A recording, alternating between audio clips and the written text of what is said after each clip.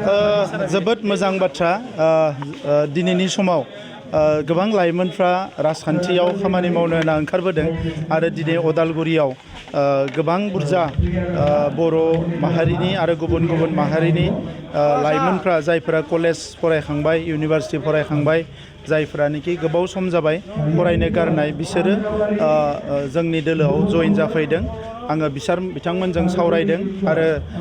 बिथांमोनखौ बरायदों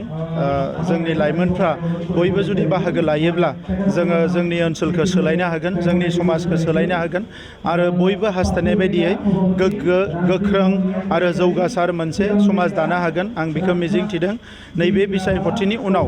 जोङो BTRआव मोजां इयुथ कनफारेन्स खुंगोन जेरावनोखि हाजार हाजार लाइमोनफोरखौ लानानै आं गावबो प्रेजेन्ट थागोन आरो बिथांमोननि हास्थायनाय लुबैनाय बोरैहाय सोलायजानो लुबैयो बे बाथ्राफोरखौ बिथांमोनजों सावरायगोन आरो दरं उदालगुरियाव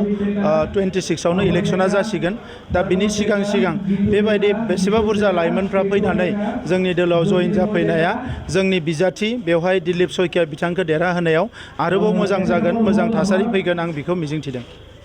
फैबाय थानाय समाव बिथांमोननि थाखाय मा राहा लागोन जोंनि लाइमोनफ्रा गोबां गुबुन गुबुन खामानि मावनो गोरों बिथांमोना स्किलखा बिथांमोननि गोसोआव गोबां माखासे डिजाइन थायो आरो बे खोथाफोरखौनो लानानै आं बिथांमोनजों सावरायगोन आरो गासै मोन 10 आयदाफोर आङो सायख'नानै दोनदों बे आयदायाव जोंनि लाइमोनफोरखौ खामानि मावनो खाबु होगोन सोरबा ड्राग्सनि एगेन्स्टआव सोरबा सोलोंथाइनि थाखाय सोरबा ग्रिन बड'लेण्डनि थाखाय सोरबा समाजाव खौसेथि लाबोनायनि थाखाय गोजोन गायसननायनि थाखाय दैनि जेंनाखौ फोजोबनो थाखाय गुबुन गुबुन रोखोमनि जेंना दङ बेफोराव खामानि मावनो थाखाय आङो इयुथफोरखौ खाबु होगोन नोंथांमोना गावबा गावनि गथ'खौ सासे राफोद गेलेगिरि खालामनो गोसो दं नामा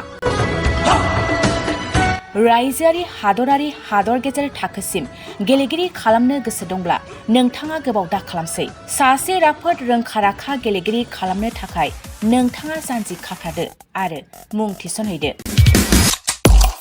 चिरां जिल्लानि सिङाव थानाय सोलिफु फोरोंसालि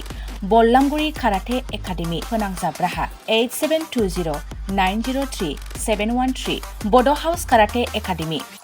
दलाइगाव फोनांजाब राहा 6900451157 बेंटल काराटे एकाडेमि फोनांजाब राहा 9678041226 बिरनगाव काराटे एकाडेमि फोनांजाब राहा 6901341656 आरो दालिगाव काराटे एकाडेमि फोनांजाब राहा 8720903713 बैफोर मख'नाय सोलोंसालिनिफ्राय सिगांनिफ्रायनो रायजोआरि हादरारि हादर गेजेरारि थाखोनिफ्राय बान्था मोननो हानाय सोलोंसाफोर मोननो हाबोनाय सोलोंसालि बे मख'नाय फोरोंसालियाव रोंगौथि गोनां फोरोंगिरिया फोरोंथाय होनानै नोंथांनि गथ'खौ सासे राफोद गेलेगिरि सोरजिनायाव मदद आरो जाफुंसार खालामगोन